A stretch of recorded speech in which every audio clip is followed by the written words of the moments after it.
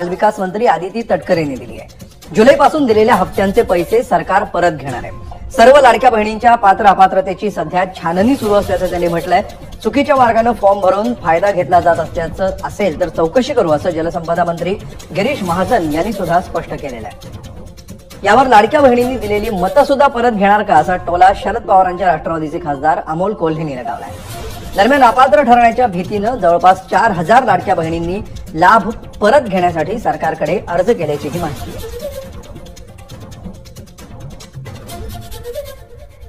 आम्ही cross verification मध्ये अशा पद्धतीनं आढळल्यास त्यांना त्या संदर्भातली माहिती देऊन आता जसं 4-4.5 बहिणी पुढे आलेल्या आहेत आणि त्या स्वतःहून शासनाला ते रिटर्न करत आहेत, तशाच पद्धतीनं ज्यांनी चुकीच्या पद्धतीनं घेतलेल्या आहेत त्यांना त्या संदर्भामध्ये एकदा तो डेटा आम्हाला जसा मिळत जाईल त्यांना त्या संदर्भातली माहिती दिली जाईल आणि राज्य शासनाच्या तिजोरीमध्ये तो त्या पद्धतीनं जमा केला जाईल। काही बहिणींनी जे कॅपेबल आहेत, चांगल्या होत्यावर आहेत, अशा महिलांनी सुद्धा त्याच्यामध्ये फॉर्म भरले।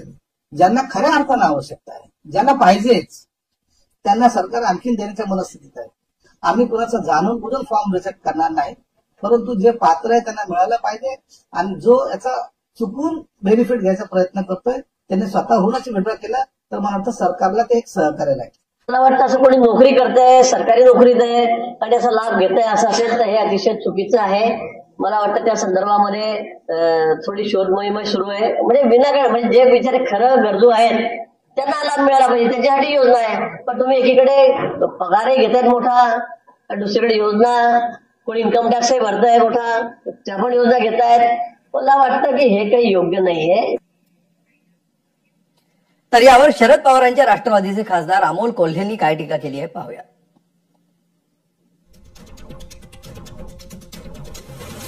अपात्र लाडक्या बहिणींचे पैसे परत घेणार,